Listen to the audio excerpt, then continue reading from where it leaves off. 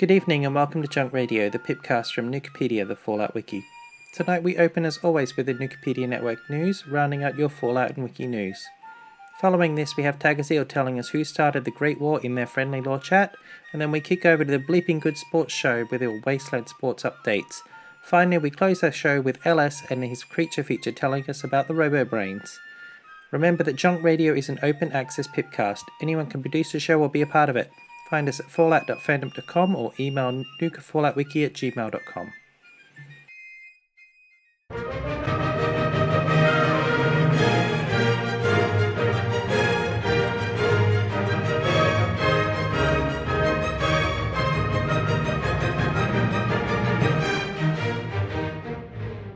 Hello, I'm Agent C, and this is Nukapedia Network News.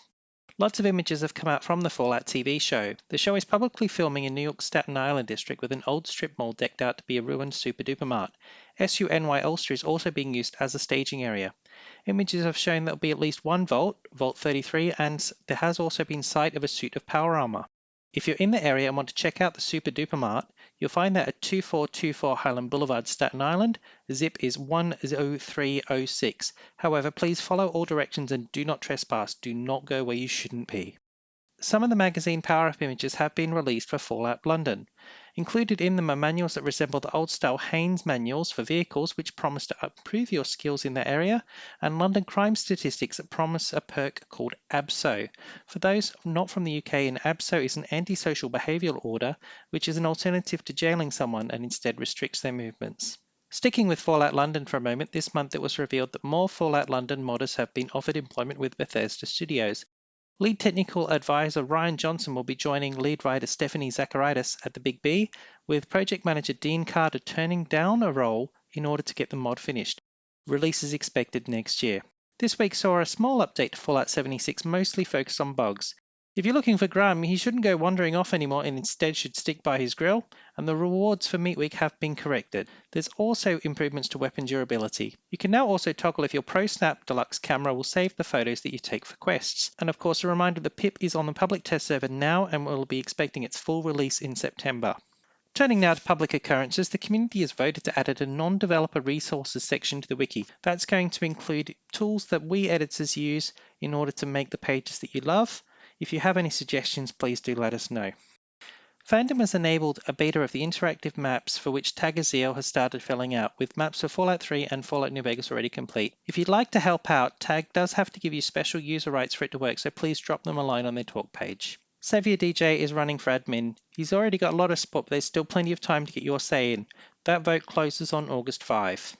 And I've proposed a radical overhaul to how we view user rights, removing the gamification elements that let it be seen as a hierarchy, with those holding said tools being seen as more important than others, and instead bring it down to earth, recasting these as simply tools.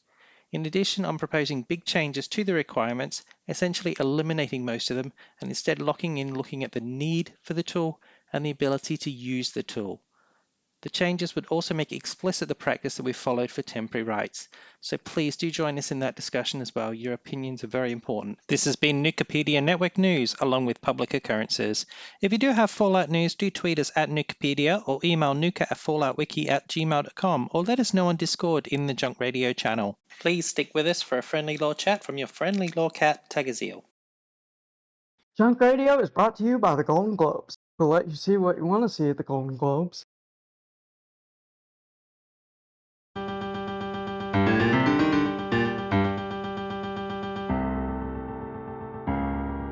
Welcome to the first Law Chat with me, your friendly local cat, Tagaziel. Today's topic will be a somewhat controversial subject in Fallout lore. Who launched first in the Great War? Was it the United States? Was it China? Maybe it was Vault-Tec. Maybe it was those nefarious Zedans. In fact, the matter was decided all the way back in 1998 in Fallout 2. When describing the Sino-American War, Enclave President Richardson unambiguously stated that it was the Reds who launched first. Those damned Reds, who launched to spoil an imminent American victory, hard-fought from the Yukon to the Yangtze and the gates of Beijing. This seemingly clear answer was largely ignored by the fans at first, including the Fallout Wiki. The logic was sound. As the leader of a fascist jingoist faction, Richardson was an unreliable narrator at best, and he could not be a credible source. Some fans felt it was better left that way, due to the delightful ambiguity and moral grayness it introduced. Others felt it was ultimately a trivial detail of an ancient war, one that mattered very little if at all to the wasteland. The matter was not considered settled by Interplay, whose abortive Fallout movie script established the Voltec's founder as responsible for triggering the Great War. And Fallout 3 did not provide clear answers either. In fact, Mothership Zeta, the fifth downloadable adventure, included a holotape recording where an American officer is interrogated by the aliens for launch codes, raising the possibility of the aliens themselves launching the nukes in the Great War. Now, I personally believe that aliens launching the nukes runs counter to the core themes of the series and especially its arc words. War never changes. It is humans who wage war on humans, visiting untold misery on one another, for frequently trivial reasons. Making aliens responsible turns Fallout from a parable about humanity into just another science fiction series. Bethesda ultimately decided to confirm the facts laid out by Fallout 2 in 1998, as Fallout 4, released in 2015, featured the Switchboard, a Defense Intelligence Agency underground base, which included automated monitoring stations that captured a detailed log of the events leading to the Great War, which left no doubt as to China as the origin of the first strike. The chaotic intro, which showed the sudden, violent death of the old world and the American population rushing to nuclear shelters, that was just the cherry on top. Fallout 76, released in 2018, further confirmed that China was responsible for starting the Great War. After all, if the United States struck first, the Enclave and its members would have arrived at the White Spring safe and sound, rather than piecemeal, and none would be lost to radiation poisoning or reckless machinations. In fact, the United States had nothing to gain by launching a nuclear strike on China. After all, it won the conventional war, retaking Alaska and knocking on the gates of Beijing. Meanwhile, China had everything to gain, with everything lost and a decade-long war about to end with its defeat at the hands of a rabidly anti-communist superpower.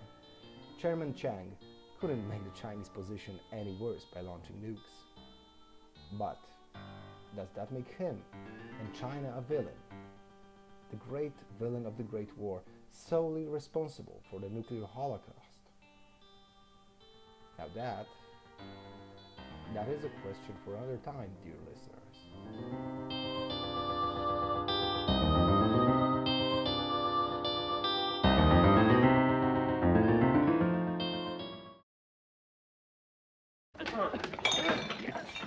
Combat Zone sponsors Sport on Junk Radio. We'll make you part of the action at the Combat Zone.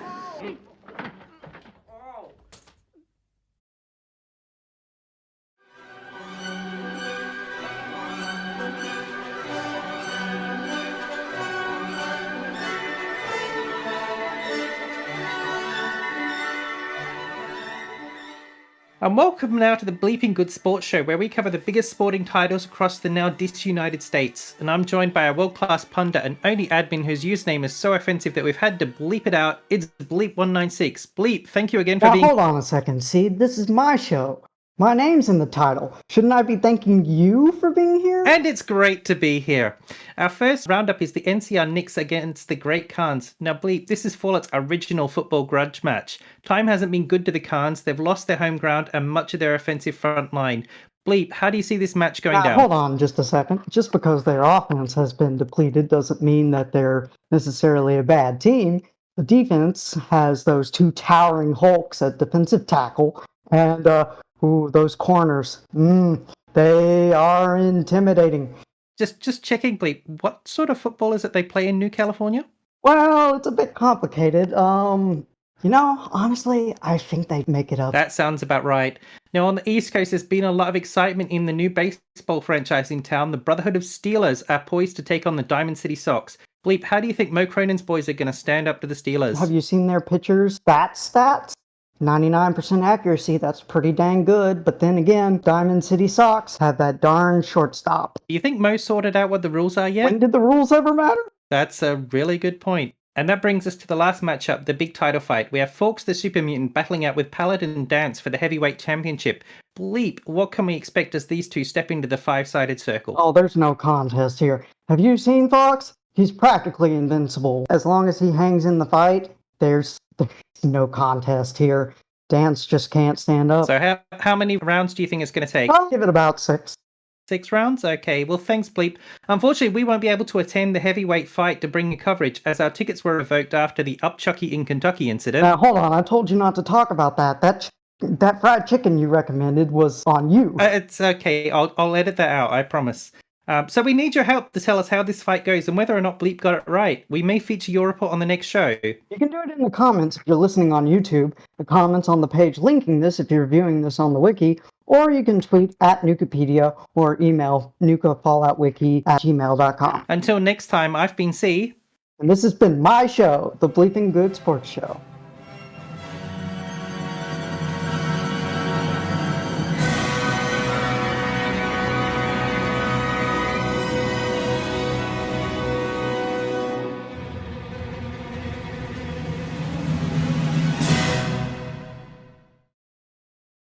Hello everyone, and welcome to the Fallout Creature Feature, where we take a look at some of the most notable animals, monsters, and strange beings that inhabit the wasteland.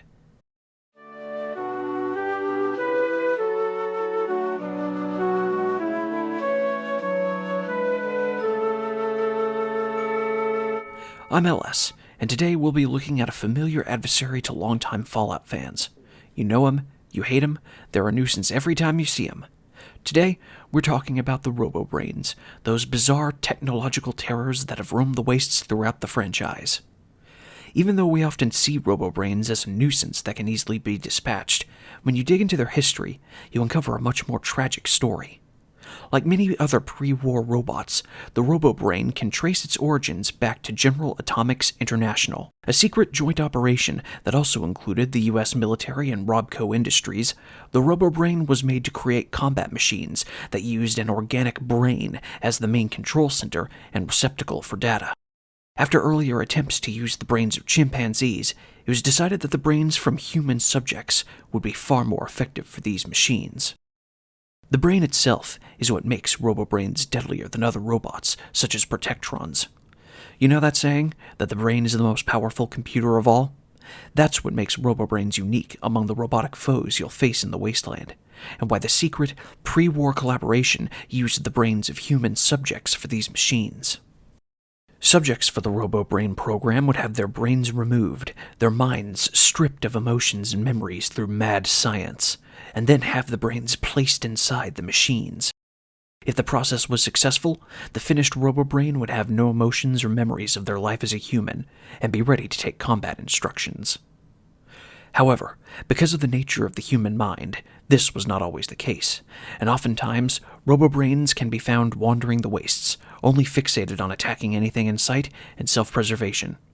There are examples of Robobrains with higher levels of thinking, such as the Big Empty think tank or the residents of Vault 118 in Far Harbor. But these are very much the exceptions to the rule. While they don't look at first glance, Robobrains are some of the most tragic enemies that a traveler can encounter in the wasteland. They're an example of the cruelties that could be found in the pre-war world, a lingering reminder of how international tensions and scientific ambitions could result in human tragedy, even before the bombs fell. Thank you for listening to this episode of the Fallout Creature Feature. For Junk Radio, I'm LS.